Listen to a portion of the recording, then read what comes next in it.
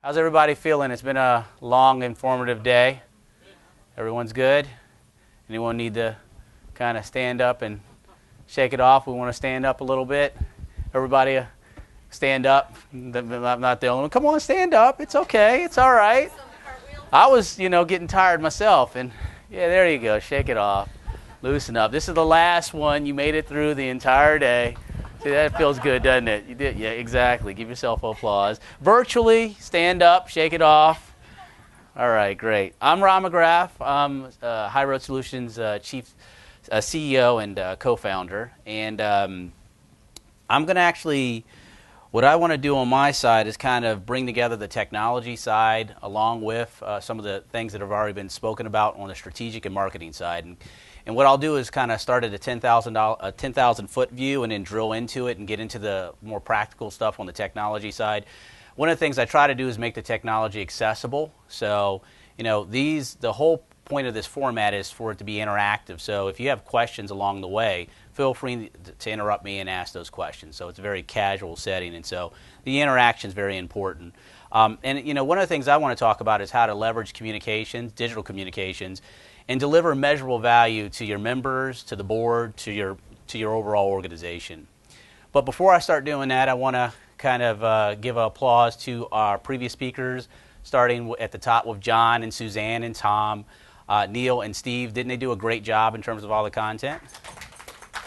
So I want to thank them again for taking the time out of their schedule to put together that content. A lot of times at these events, what we've tried to do is structure this in a way where it's really purely educational because we also attend events, and one of the things that we want to make sure is that we kind of leave with some value. And so really what we're talking about are a lot of things overall as an organization that you want to be thinking about, whether it's staffing or networking, continuing education, and digital marketing. So we try to be comprehensive, and we've referenced this study several times. How many people here actually downloaded the 2014 or 2015 version of the study? Okay, so I would definitely encourage you to take a look at this study. There's quite a few things that, and you can get it here, that I thought were really beneficial of the study, because I've been working in the space for about 10 years. I think we have a good feel of where the market's actually going in terms of the pulse. But there's something to be said for data and metrics. And so there are a lot of things that the study actually exposed that were consistent with what we were seeing within the customer base. But there were some other things that came out from a data perspective that were not actually, that were counterintuitive. So again, having metrics behind your ideas and those kinds of things is extremely powerful. So again, remember the purpose of the study was to look specifically in the association market and gauge how healthy the actual marketing function is, what associations are doing for marketing, and how well is what they're doing working. So it's a study really geared towards you, right? And it's really one of the first studies that were built out specifically for associations and really kind of create some benchmarks. And the participants in the study was a broad range of different types of associations. We did commission demand metric to do the study, but it was by no means just limited to our actual customers. A lot of associations, whether they were small or large, different departments within the association actually responded to the study, the largest group being the marketers. So it is a comprehensive study, and so again, there's some really, really great insights in the study, which some have been spoken about today, but there's a lot more there that's exposed when you review it for yourself. The biggest takeaway that I got from the study was it's going to give you some insight that's going to help you make better strategic decisions.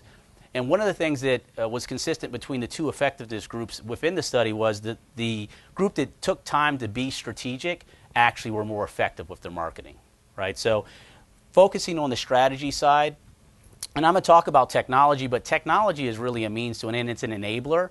You really have to start on strategically what you're trying to accomplish and have that defined. So I'm actually going to touch on email, automation, and inbound. Show of hands, how many people, because we do have quite a few existing clients here. I know you're doing email, but how many are doing things with automation? Getting started, okay.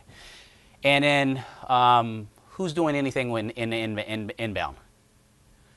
Who doesn't know exactly what inbound is, which is not, okay. So I'll talk a little bit about that in a nutshell, kind of what inbound is and where we see the the market going.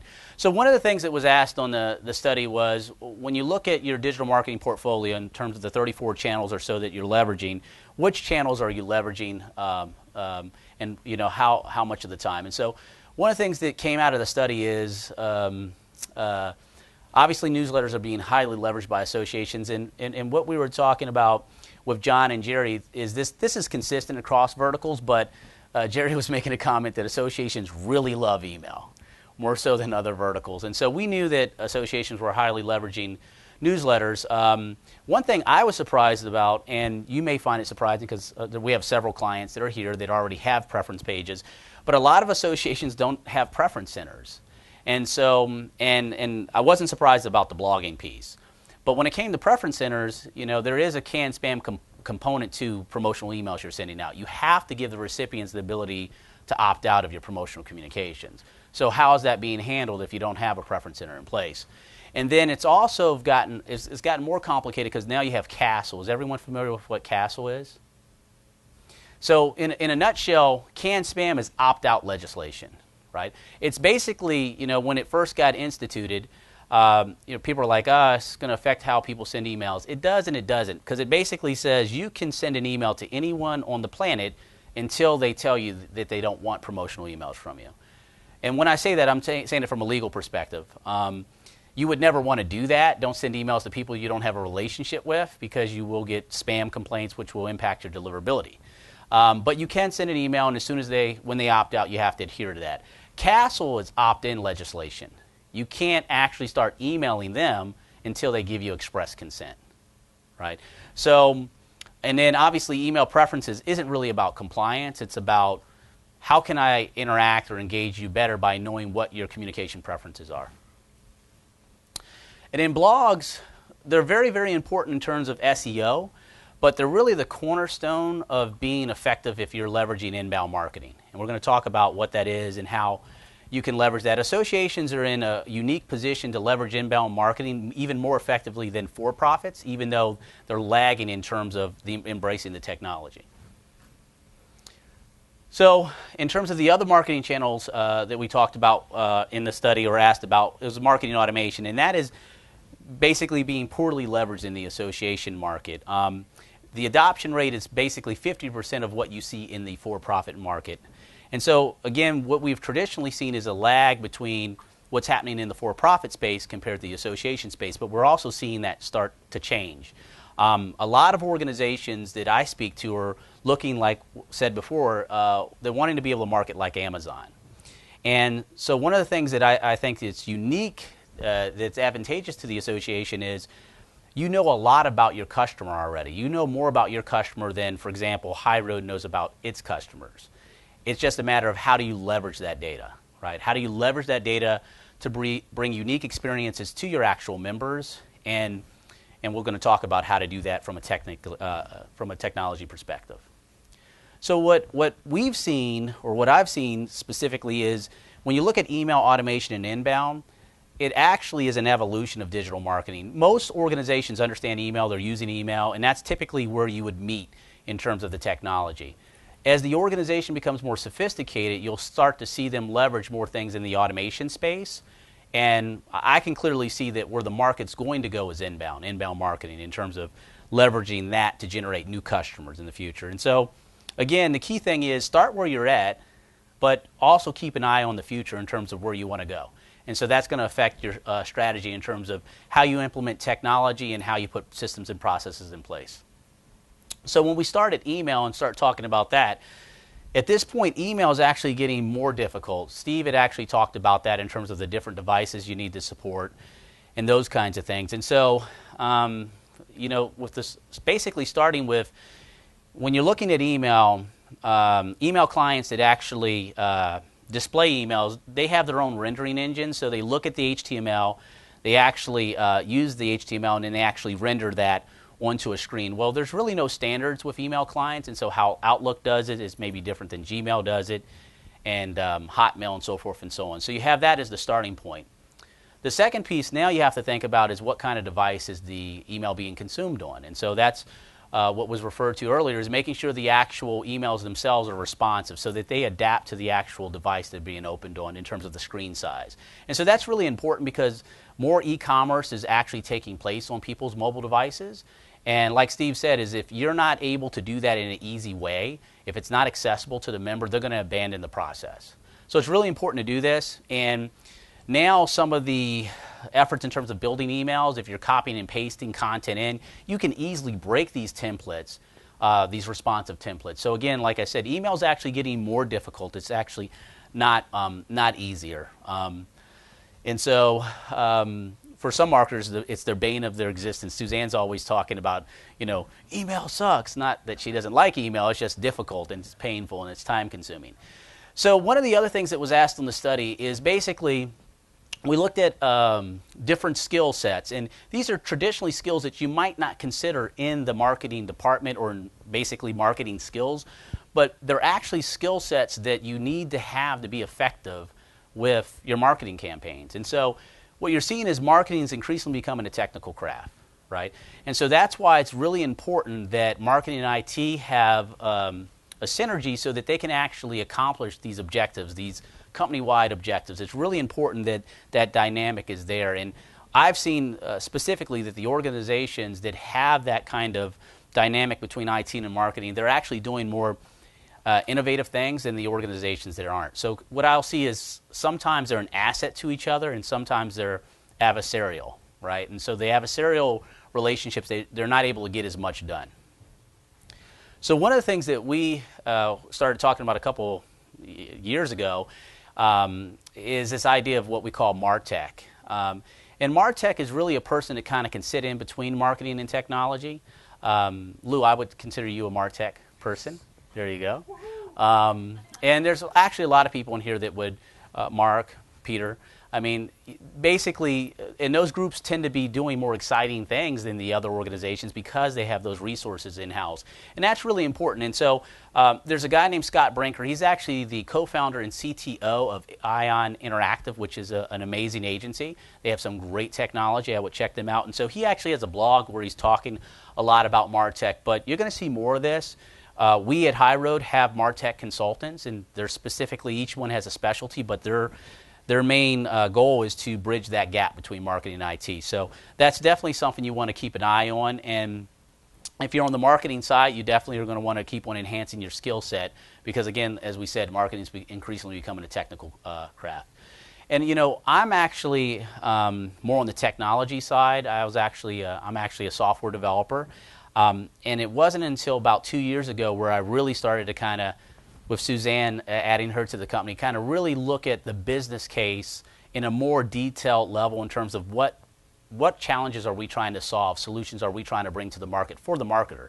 A lot of when we started the company 10 years ago, our primary thing was over these connectors that connect the systems and integrate. But we weren't really speaking directly to the marketer in terms of the challenges that they're facing on a day-to-day basis in terms of in their language. Right, the technology would enable that, but we were really focusing at the product level, not at the solution level. And so that's one of the things that we've evolved over the last 2 years in terms of making sure that we're able to understand the business problem we're trying to actually solve. And that's really important in terms of what you're trying to do for your members too. So email preference centers, why are they important? Number one, like I said before, for compliance reasons. You always have to give your members the ability to opt out of promotional emails. Now, I've seen organizations try to blur the lines between what's transactional, what's promotional. So, for example, they're a member, so that's kind of a member type email that they would receive, like a member benefit or something like that. I would not define it that way. I always say that if I don't get an email immediately after actually doing the transaction, then I wouldn't consider it a transactional email. So transactional email would be, I bought something from you, I registered for an event, you sent me a receipt or confirmation. Anything outside of that I would define as promotional. And as we said, is the castle compliance. And really the key piece is getting beyond compliance and thinking about engagement and understanding what people preferences are and giving them a way in a self-serve manner to change those preferences because people's preferences change over time. Maybe my interest might be in a particular area because I'm searching for a new job or something like that, but my preferences were changed in the following month. So you got to give people a way to do that in a self-serve way. One of the things when we talk about automation, it's critical that you have integration between your technology platforms and your CRM AMS system. Everybody here knows what an AMS, I believe. We've got most association people. So that is critical. You really can't do the advanced things that you'd want to do in the automation space, because automation is a factor of two things. Does your platform support automation, whatever tool you're using? And how tight is your integration, right? Because if your data drives the automation sequences, and if you don't have a nice hook into the actual core system, then you're not going to be able to drive these complex automation campaigns. So one of the starting points is with your email preference centers, and it's broader than just email or inbound, any kind of system, and that's why I kind of keyed in on what Steve was talking about earlier, is any way that you can capture better insight about your actual membership, get that back into your AMS, right? Because you can leverage it across mediums. Understanding what people's interests are, whether they're at a live event or interacting with your website or your blog or a survey, you can leverage that across medium, right? So you need to get that back in the AMS, but more importantly, you got to have a strategic plan on how you're going to utilize that information. Right? And a lot of the AMSs are starting to look at data warehousing and data marts, because there's a difference between your transactional data that you need on a day-to-day basis, and then you want to warehouse the other data that you're using for historical reasons. So you're going to see a lot more in that with AMSs, but definitely get all your systems integrated to the AMS. So in this case, this email preference page is integrated to the AMS. Actually, I think I'll pull this up here. So in this case, this page came up. If I were to get an email from this organization and click on the link in the footer, it would drive me to this page right here. And so I can basically update and say, okay, I want to get this, I want to get that. And it's actually talking to the AMS in real time. And it's also a great user experience, because it's letting them know that it's updating the AMS. So that's important from a user experience perspective. The other thing that's important to think about is sometimes, well, a lot of times, people don't read, right? So someone goes here, they come to the preference page. You know, one of the things I would think about also adding to a page like this is if I got an email and I clicked on the link in the email, highlighting what group that email belongs to, so that they know instantaneous, do the work for the user, right? Let them come back to the page and they'll know, okay, I'm just going to opt down from this particular communication. Because if they don't really know the starting point, they may not make the correlation between these checkboxes here and the actual email they received, and they actually, out of frustration, might go down here and globally opt out. One of the key things you want to do here is if someone is opting out, you want to let them know that that's an opt-out, right? And maybe have some kind of confirmation on here that lets them know that they're going to do this. Some organizations also want to capture why the person opted out, so you can pop up a light box and those kinds of things. Another big thing that you want to think about here on these kinds of pages is doing something that we call flexing, which basically says, before someone comes to the preference page, as it's loading, it's actually reading the AMS, and it knows this person's a member or a non-member, or they're a student, or they're international, or they're a leader, or someone like that. And it basically might show different preferences to the person based on what their member type is, or whether they're if they're a non-member, you might want to say, okay, these are the 10 things you don't get as a non-member. Have them grayed out and have a link to eBiz or your member portal so that it encourages them to become a member. So those are different things you can think about from a preference page perspective. And again, I was saying that was flexing. NASSP, they actually flex based on member type. So if different member types see different preferences. The other thing that I've heard different organizations doing, like ISTE, is just kind of a thing to think about is they put a link in the email, and behind the link that drives it to a preference page, and it's basically the email address in the basically being passed to the preference page. They didn't like that being exposed because they felt like someone could reverse engineer it and put someone else's email address and change the preferences. So one of the things you can do with that is you can use what we call M hashes, and basically an M hash is encoding the email address using a key. And only you and your vendor know the key, so only you can unlock it, right? So that way it's harder. This is archaic to whoever's trying to reverse engineer the URL. So different things, different organizations are doing things for you to think about, food for thought. The other important part in terms of, kind of putting the framework in so that you can do really cool things on the automation side is you got to be syncing your customer records from your AMS into whatever digital marketing platforms you're using. This is, again, where the MarTech role becomes important. Linda and Parnaz from ADEA, I want to give you a shout out. And specifically, I want to use that as an example is because when you're implementing any kind of integration, marketing knows who they want to market to. IT knows how to pull the data, right? And so it's really important that there's this synergy there. And, organizations like ADA, they're really good at that. And so, again, that's where that MarTech role becomes important, making sure that you're able to implement these kind of automation things and put them in place.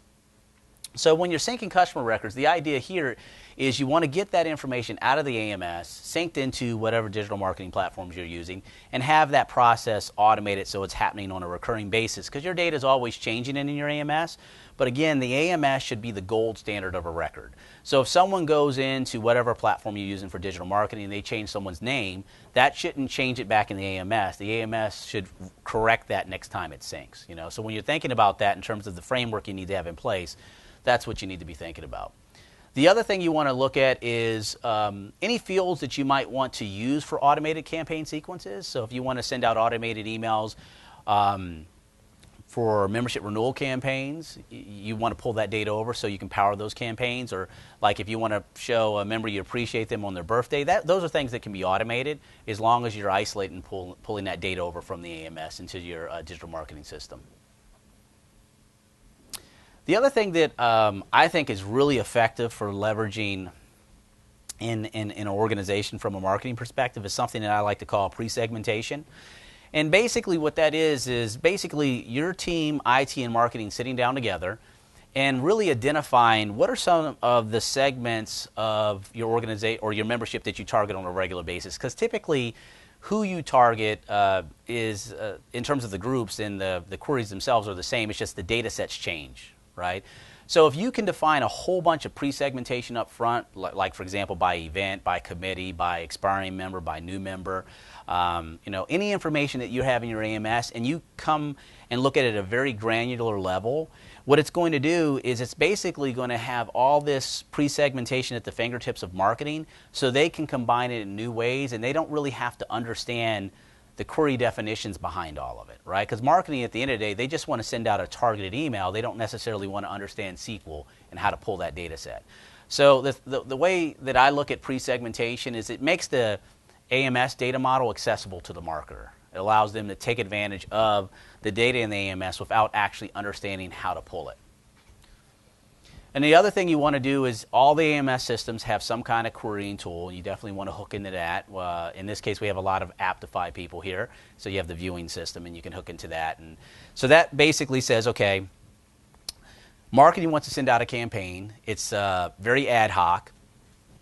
The group they want to target doesn't fit into any of the pre-segmentation that we predefine. So IT goes and they create a new query. In this case, with Aptify, it'd be a view, personify.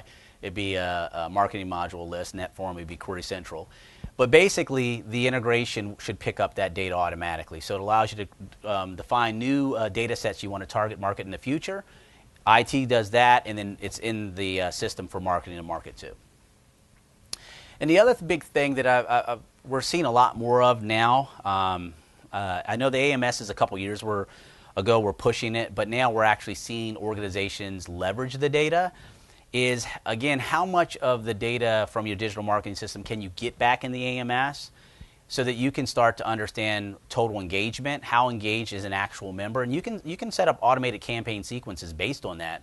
One of the things that I've seen MOA do is they're actually taking all the survey data that they get from surveys and they're writing it back into some user-defined tables in their AMS. So when they send out surveys, when people are responding to those surveys, they can actually set up campaign sequences based on the data. So if they have, for example, question rate on a scale from 0 to 10, the likelihood you would refer our organization to a new person. If someone comes back with a 3, well, that's definitely someone that you want to nurture a lot more, right? So again, once you get that data back in the AMS, you can have automated sequences that go out based on that you speak to that person in a different manner because of something you know about them. So, again, getting that data back into the AMS can be really, really helpful. And so, once you have that framework in place, this is when you can really start to take advantage of marketing automation. But the key is you do have to have that infrastructure in place.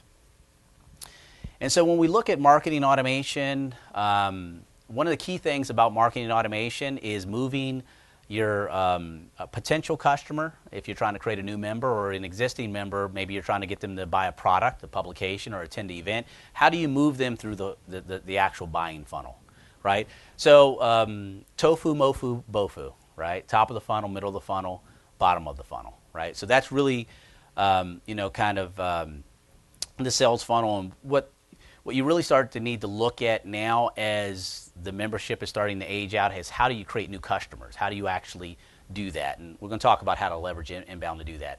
So real simple, when you look at top of the funnel, you're basically saying, what's the problem, right?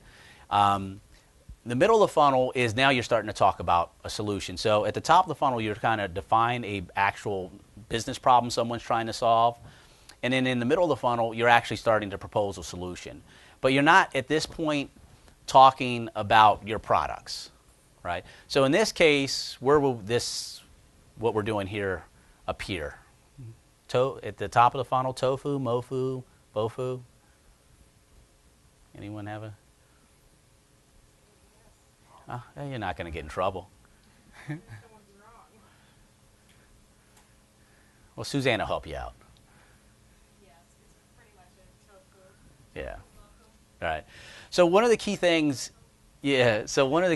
about, so you see thought leadership. So we've got top of the funnel, what's the problem, right? So we're exposing some new things. And, you want to stay away from pronouns like ours or stay away from product language. Again, as you can see, the way that what we're trying to do is educate, and that's what you guys do, right? And so that's why, we think that associations will be really good at inbound marketing, right? Because you have a ton of content. The question is, how much of that content are you willing to unlock and expose for free to create new customers, right? So it's gonna be a paradigm shift in terms of how you think about your content, but definitely something I think that's going to have to happen in the marketplace. And then in the middle of the funnel, at this point, you're proposing a solution. It's really the most complex stage because you're trying to educate the buyer about the possible solutions, right? And then at the bottom of the funnel, that's when you start to talk about, you've already built a lot of trust. They already see you as a subject matter expert, so they're most likely going to go your way. But at that point, you're proposing and explaining why they should choose you as the solution, right? So again, thinking in those terms is really helpful. And marketing automation is setting up either email campaigns or any kind of digital marketing campaign where you're basically automatically moving people through the funnel. It also can allow you, when you generate a lot of activity, when I'll talk about inbound, it allows you to prioritize where you put salespeople, right? So one of the big things with associations is you have to do more with less staff. And so one of the big things about content marketing or inbound marketing is, basically not only generating new basically turning visitors into leads, into customers, but when you generate those leads, is how do you prioritize those leads and where do you put your membership people's time in terms of what they're working on. So things like that I'll talk about more when we get to inbound.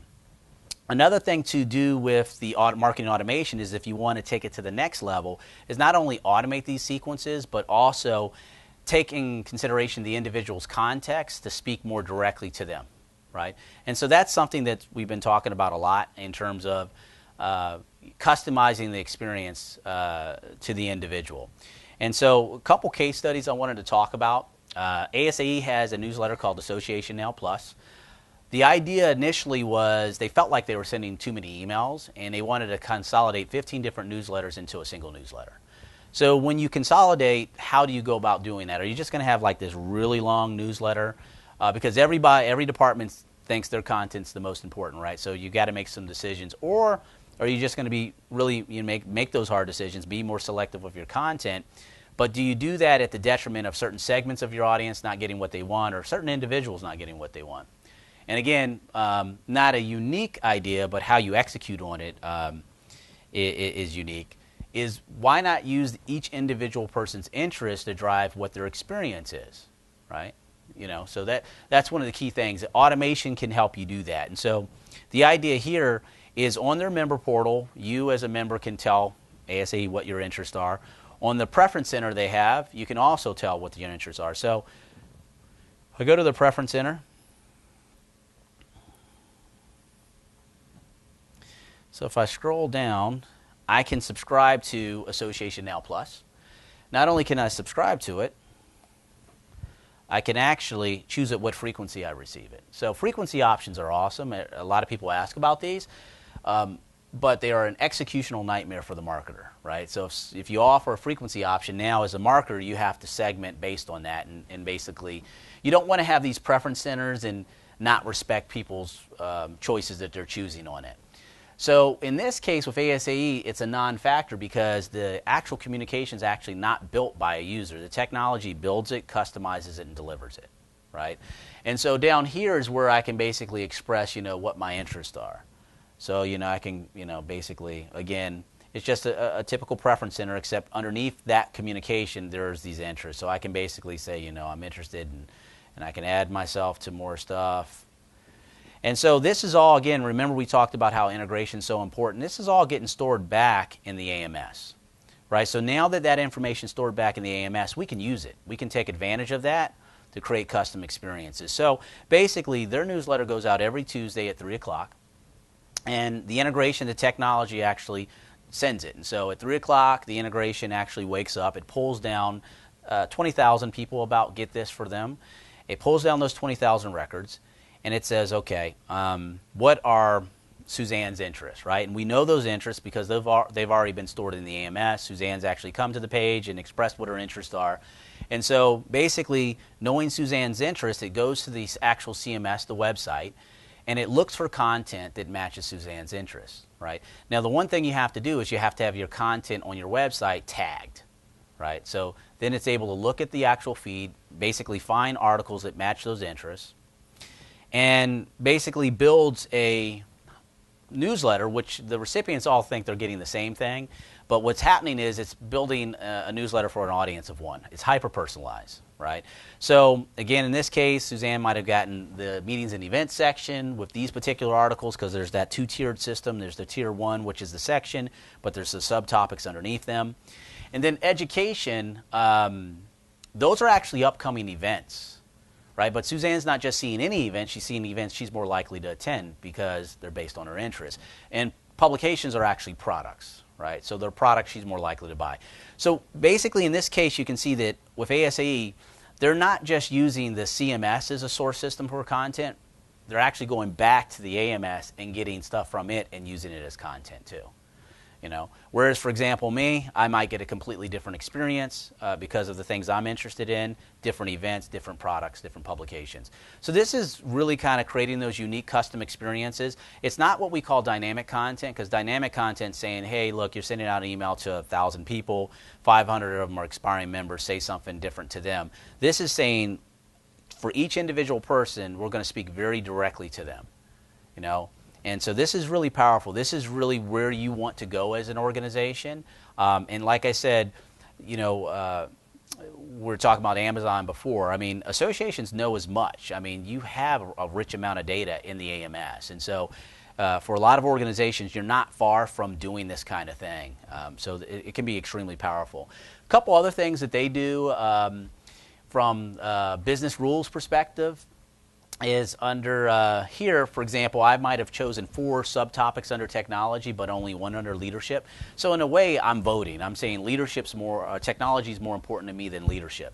So even the order of the sections are based on that, right? So we're putting the more relevant content at the top, which is more likely going to get them to engage because people, tend to focus. You have above the fold in email, you have embrace the scroll for webs. Put the more relevant content at the top. And then what happens is it takes the actual lead story, the first article in the actual newsletter, and it takes the title of that and it makes it the subject line. So again, even the subject lines are dynamic. Really, really powerful stuff. All right? And so their open rates haven't gone up a significant amount, but one of the things that I've noticed is the weekly subscription, has grown 400%, which is a good indicator because typically when it comes to email marketing, lists tend to shrink, so you always got to be pushing new people in because they're falling out the back from opting down.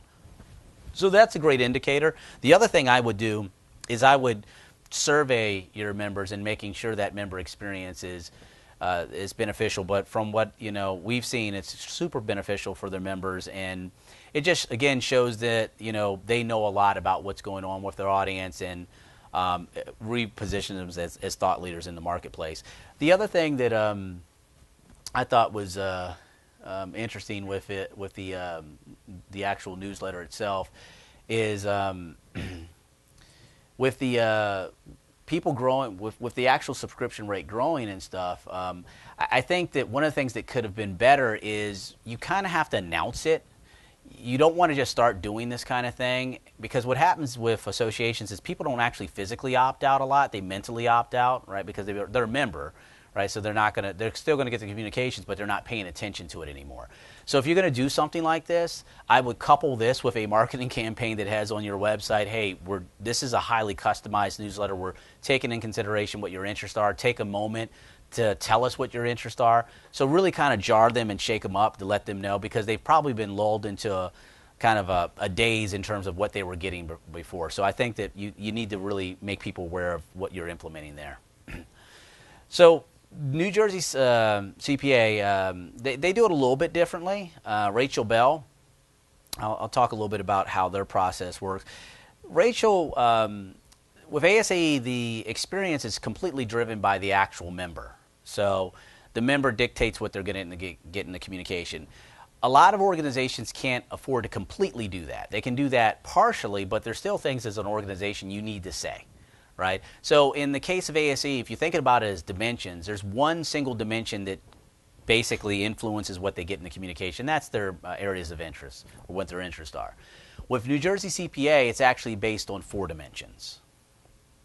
So we're looking, she's looking at member type, member segment, role, and areas of interest. So when she's producing content, Rachel can actually say, okay, this is what I want fellow members to see based on their member type. So it's not their interest that are dictating what they're getting in the communications. It's something that they can't control anymore once they've joined. Or member segment is something she can define. So she could say, new members, I want to have a call out here that welcomes them to the organization, or expiring members, a call out here.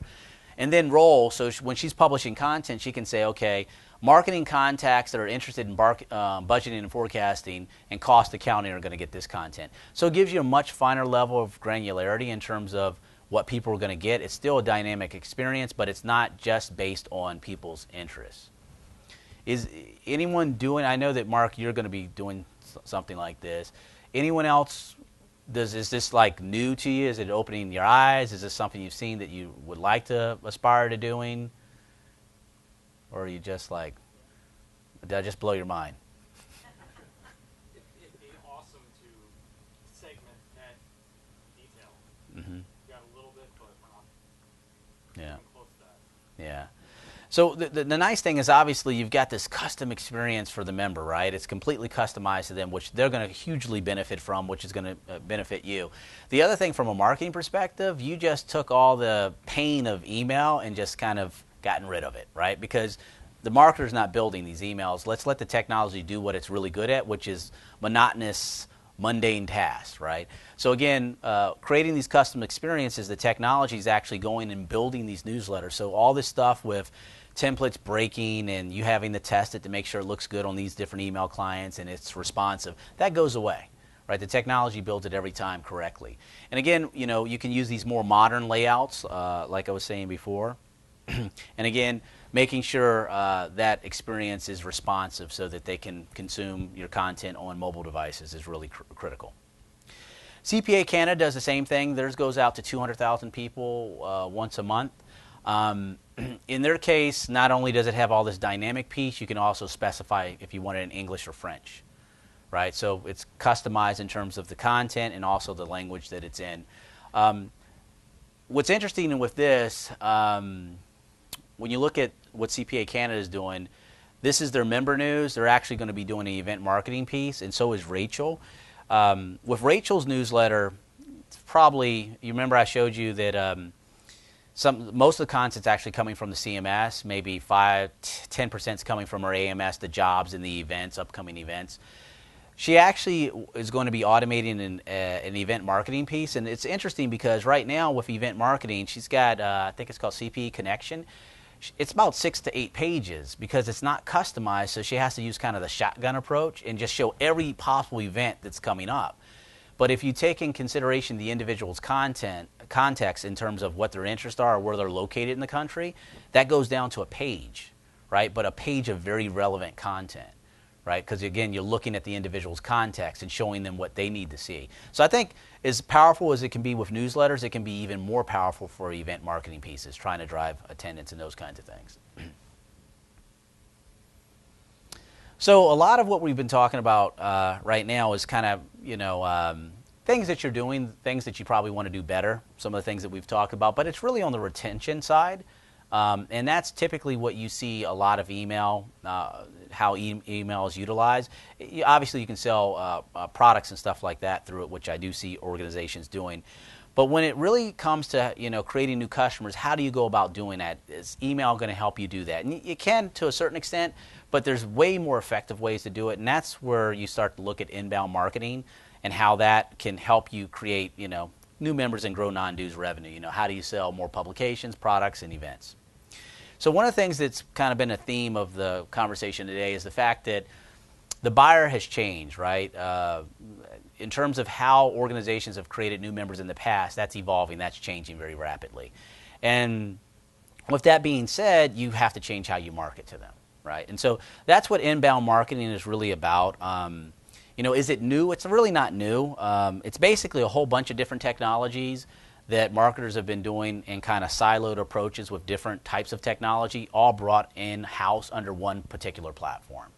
And the way I like to look at it is it's marketing the way the modern consumer shops, right? So if you were to go buy something today, if you're going to go buy a TV or a car, what are you going to do first? You're going to do a lot of research. You're going to educate yourself so that you make a good buying decision.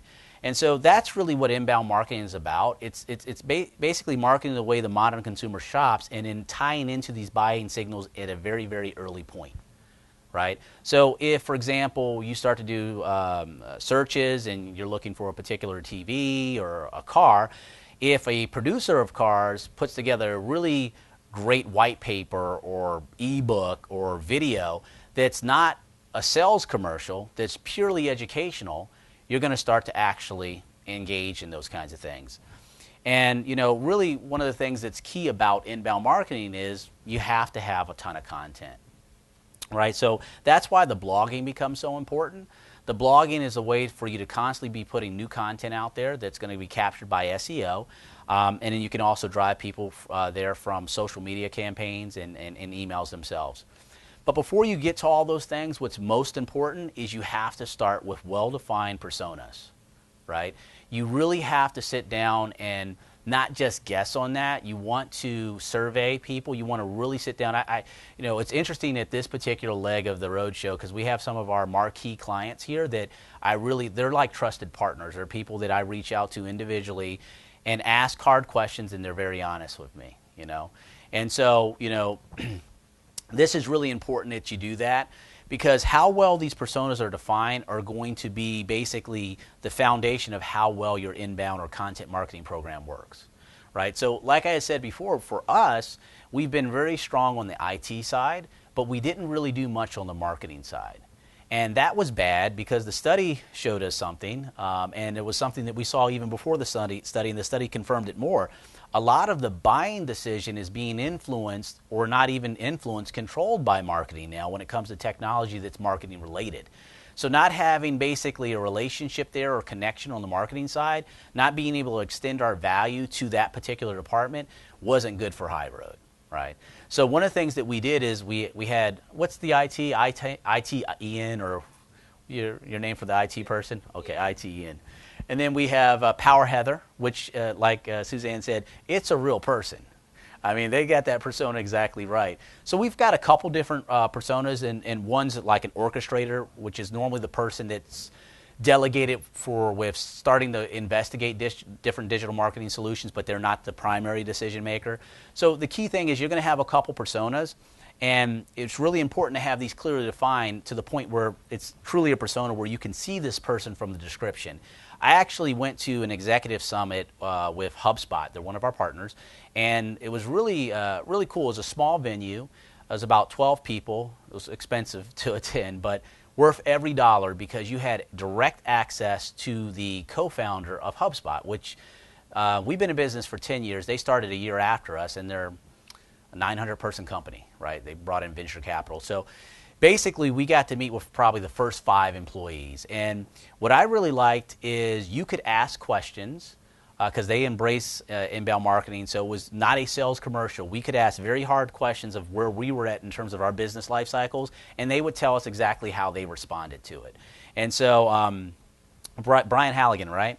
So we're getting a tour of the offices, and for one thing, he's actually the CEO and co-founder. You wouldn't have known who he was because he just sits in a cube with everybody else in marketing, right? So hands-on, they're all practitioners, and you know, we asked a lot about how they went about building out their personas, and they had some very specific personas, and the persona they ended up capitalizing on was not the obvious choice. Like Suzanne said, they have a Harvard business case that they've put together, and I'm not going to go through all the details of it, but basically the person you thought they would have catered to, when they looked at how long they could retain that customer, the retaining of the customer wasn't long, right? So they actually went with what we didn't think was the obvious choice. But the point of that is they did a lot of analysis to get to the persona that was the right person for them to focus on.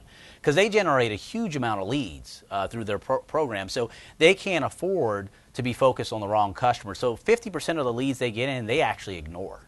You know, all of us want to get to the point where we can ignore leads like that. But it really, one of the things that they're doing is it makes them very efficient. So again, just being very methodical about how you define your personas is going to be critical to how successful your overall inbound marketing program is. And then, you know, basically one of the big things about inbound marketing is not just the technology, it's the marketing methodologies that you have to lay on top of it, right? So one of the things you want to make sure you're doing is don't just invest in a platform, work with some kind of consultant to make sure, because the technology is, again, the easy part. It's the enabling part. It's the strategy behind it that really takes the most amount of time. And so looking at your actual individual's buyer's journey, which basically aligns with the actual funnel that I was telling you, you know, there's always the awareness stage where you're basically, someone's becoming aware of a business problem they're trying to solve or solution they're trying to bring to market. The consideration stage is where they're educating themselves, right? And again, this is when you're producing content, you have to take in consideration the persona so that you're speaking in their language, right? But at the same time, you have to figure out where they're at in the actual journey itself, right? So it's a combination of where that cross-section is in terms of how you word and position the actual content. And the decision stage, again, now they're just, you know, they've decided on a particular solution, now they're just choosing which particular vendor they're going to go with. In your case, you know, members have a lot of alternatives when it comes to what organizations they're going to join. And you have a lot of competitors, right?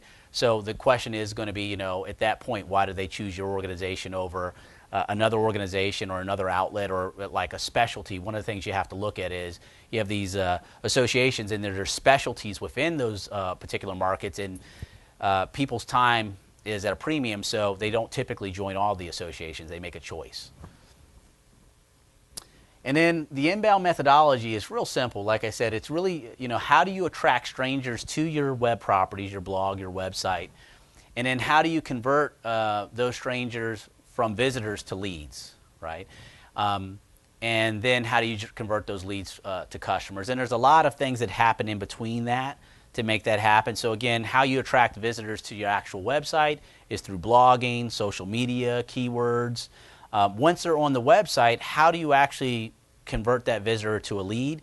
Well, you've got to have landing pages set up with call to actions. So in this case, when we talked about the study, why would we do a study and spend all that money and then offer it for free? Because it's part of our call to action, right? So when you come to go download the study, you have to tell us something about yourself for you to get that study. And like Suzanne said, is with these inbound marketing solutions, they leverage progressive profiling. So they start to learn more about you over time instead of trying to ask you a whole bunch of questions at one time. And they start to leverage that. And so that's one of the key things. One of the things that I see that happens on the marketing side a lot is association professionals in marketing, they're like, I need to not only be able to do these things, but I got to be able to analyze in real time, are they working, and make adjustments. And that's one of the critical things that you'll see that I love about inbound marketing, because everything I'm showing you here, there's analytics behind everything. So when people are coming to the blogs, you know what blogs are actually getting the most attention. Call to actions, when you click on a button for a call to action, you know which CTAs are actually working more than others. So there's analytics. You know how people came to the website, whether it was through organic search or social media. So again, being able to not only do these things, but be able to assess what's working, what's not working, and make adjustments is critical for the marketer. So again, like I said, blogging is a huge piece. Content Marketing Institute, they have a great blog in terms of what they've put together. If you haven't been to our site lately, I love it. It's called BAM, Better Association Marketing. I have cufflinks to match it. Little BAM up here. I don't know. There you go. And basically what we're doing here is we have Lisa's on fire. Lisa's one of our MarTech consultants. We call her AKA. We all have nicknames. She's the enforcer. She does some project management. So everybody at the organization, and this is something you'll want to do too when you get into blogging, is how do you recruit internal staff so that you have a content generating engine, right? So we've got our MarTech consultants going out here and putting content and producing content. And again, you have to take in consideration the personas and using their language, but you can see here, there's just a ton of content here that people can start to leverage and take advantage of. And so, that's what you want to look at within your organization is, how do you get this consistent content out here? Go ahead.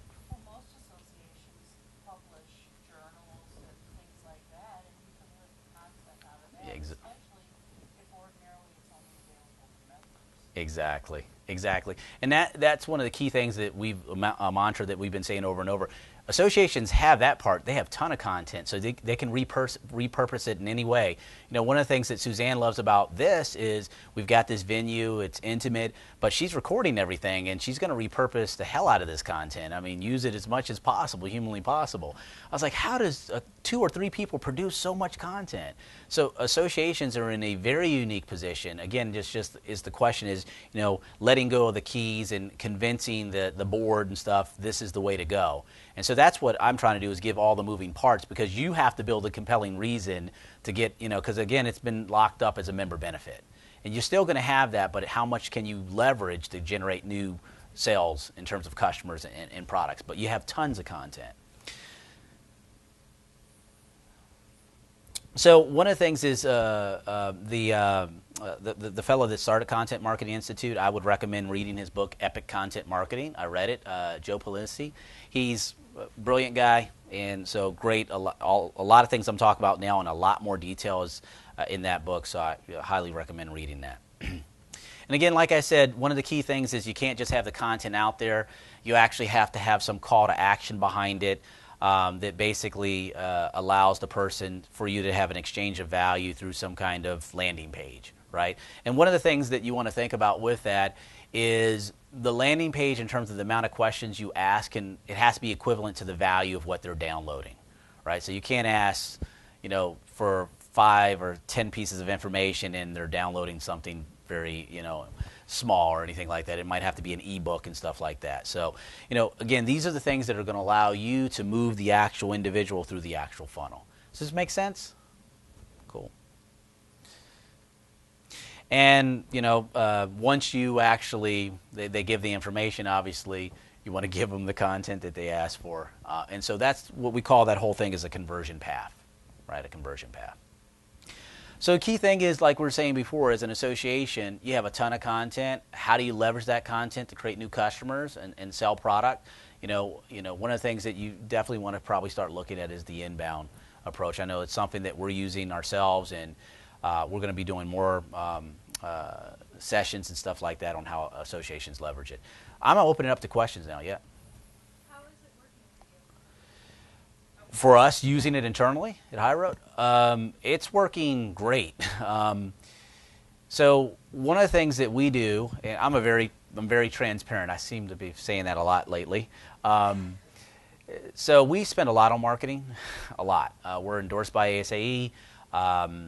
And when we look at our marketing spend, I break it into two buckets, what we call traditional marketing, or which are events, and the other side, which is inbound. 75% of our spend goes to actual events, the traditional marketing spend. We're shifting that from traditional events into more on the inbound side. So for us, inbound's been great in terms of educating the market. The events are great too, and we still do those, but the thing is, you only have, only so many touch points to be exposed to actual customers. For us, for the events, they have gotten progressively not as effective, because for us, an event's good is if we have sessions, if we can speak, if we can educate, right? If we're just going there and sitting in an exhibit hall, we all know the situation, right? It's like being a guy in a club. You're just in the wrong place to meet a woman. No, she doesn't know that you're a good guy. She assumes you're a bad guy because of your location, right? So it's kind of like, a vendor at an event, when we sponsor these user groups and stuff, it's like, yeah, they got to be here because, our fees are cheaper. And then sometimes they put you in the basement.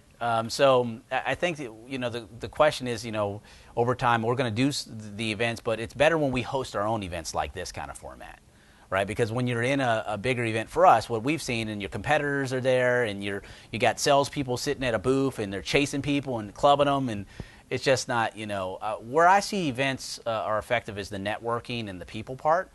But in terms of content, this is 24 hours a day, 7 days a week, 365 days a year.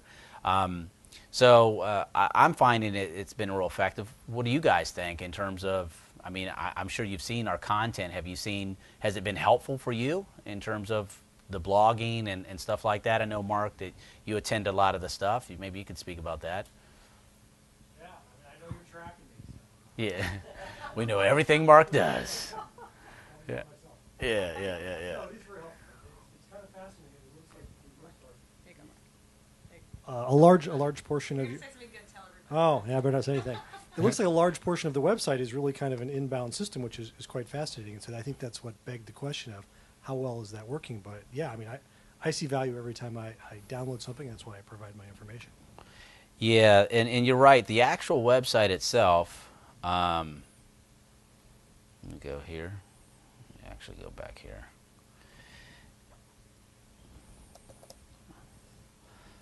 Is all powered actually by our inbound marketing platform, right? So everything here is controlled by it.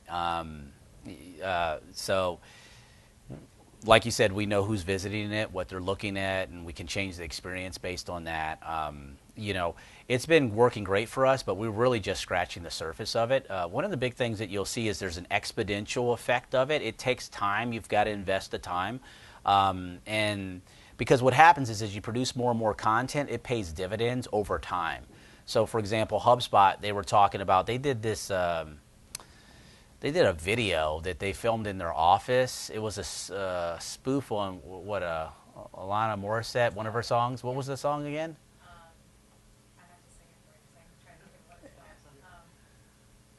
What was it again?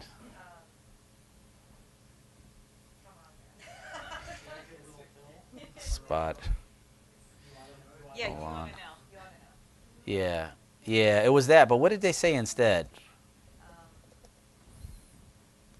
You ought to know inbound marketing. Yeah. So anyways, they did a whole thing, and that was years ago, and it's still getting hits and generating content. Or they'll take content, or organization will take content that was popular because they know it from the analytics perspective and repurpose it and make it new again. I thought an agency recently did some really cool stuff on the storytelling, how to use storytelling when you're actually trying to compel people to do things and connect to them emotionally and make them the hero in the story. And so that was content that worked really well for them that they've repurposed several times as an ebook. So yeah, I think we just scratched the surface, but that's why we're still focused on email and automation, but that's why we've brought that into our portfolio, because we started to utilize it. We saw how effective it was, and one of the key things you want to be doing is keeping your eye on what's next. So, because I've been working in messaging for a long time. I used to work at a fax broadcast company, and I remember when I was working there, no one understood email. Like, who's going to pay for email? It's free. So the big fax companies, $30 million companies, they're not the big email companies. They missed the boat, right? And so the technology is constantly going to be changing. There's a lot of talk about SMS and that kind of thing, but it really didn't pick up. But inbound, I mean, it's already happening in the for-profit world big time. So, right now it's working well for us, to answer your question, but we're really just scratching the surface on it. Yeah. Any other questions? Can I comment on that? Sure. There you go. And I'll give you a comment more from perhaps for us as well as from our clients who have now gone to this. Not only do they have greater insight, the metrics are so much more at their hand, and they've just been able to turn to being a far more data-driven in what they're doing, and they just have greater insight into the topics and what's working.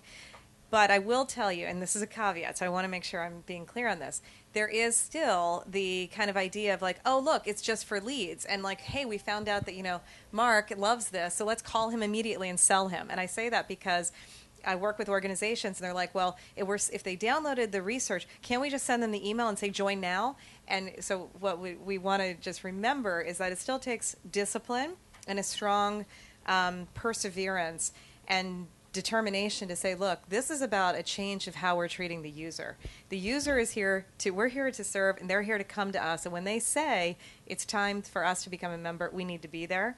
We need to be helping them along. But that's a fundamental change. I would feel remiss if I didn't say that. So, for example, wouldn't it be horrible if you guys all came back and all of a sudden, like, one of our salespeople is calling you today? Like, say, we don't want that, because that's not why we invited you, right? And that's one of the reasons that sometimes we're moving our shift from traditional marketing to inbound, because we're often forced into a situation with like just being the vendor, right, or the exhibitor, and that's actually not who we are, and it's doing a disservice to our brand. Like we can't work with everybody. We're not a volume play. We're not trying to sell, spearmint gum. We're here to work with organizations that really want to invest with us and grow together, and that takes time and commitment. So it's not going to be everybody, and we're okay with that. We're happy to educate everybody, but we really want to work with people who really want to work with us, right? Yeah. So that's a different thing, and it should be the way that you think about members. I think it's very similar. You probably don't need everybody in the world to be a member. You're probably not that type of an organization. You're probably not like the Association of Humans, right? You're association of something, so you don't need everybody. You just need the right people, and so it becomes a difference of a quantity play to a quality play, and that's there's some generational issues in there too. And I'm just getting with this. There's many organizations that they love to say, we send email to 20,000 people, 5 days a week. And and it's all about the volume number. And that actually volume number is very much out of style as you change generations, because nobody wants to be part of 20,000. They want the craft brewery, right? That's just a niche for 100. So instead of saying, do people say, how can we increase our open rate? Well, don't send to 20,000 people. I mean, number one. So if they haven't opened the email in the last year, cut the denominator and increase the open rate. But that shows a shift in understanding we're not in the quantity game anymore. We're not in the volume game. We're in the quality game. And so that means that we have smaller numbers, but we have greater engagement with them. And I think that's a big piece, and we're seeing a shift, and we have a lot coming out on things like that in exhibitors and sponsors, and the change that's needed, because we're HIghRoad. We can't be forced into being like everybody else. And I just have an example along those lines. We have a membership segment within the Association of Legal Administrators, which is just corporate law department legal administrators, and they're a very small percentage of our membership, very small, about 2%. And so our marketing department diligently sends out these emails marketing our corporate law symposium for those folks that happens every fall, and they get no response. But when I send a personal email to those 170 people with a recap of what we have to offer their section and invite them to come and meet me at the symposium and talk to their colleagues, it blows up. They all go and register. So that's just an example Yeah. of the kind of great results, and they can't figure out why I get those results. Yeah. Like, duh. Yeah. Hello. Well, one thing on the with the inbound and how well we do have. There's two people we could hook you up with. ERA, Dave Martin. They went from doing stuff traditionally just straight email. They still do email, but they moved completely to inbound. And so they could give you some really good insight what that's done for them and the improvements for them. And then Snow Sports, they're also an organization that shifted from email. They're still leveraging email, but they're not just doing email. They're doing the comprehensive inbound approach. So it'd be good to talk to some colleagues as an association and figure out, what they had to change systematically. I noticed. I know one of the big things was the thinking behind it and the methodologies was a big change for the organizations, and so they'd be good people to talk to. We can connect you with them. All right. Well, I think we ended right on time. I want to thank again Liz and Suzanne for putting this together, and our speakers, John, Tom, and Neil, and Steve. And I want to thank all you for taking time out of your busy days to attend, and everybody virtually on. We haven't forgotten about you, and thanks again.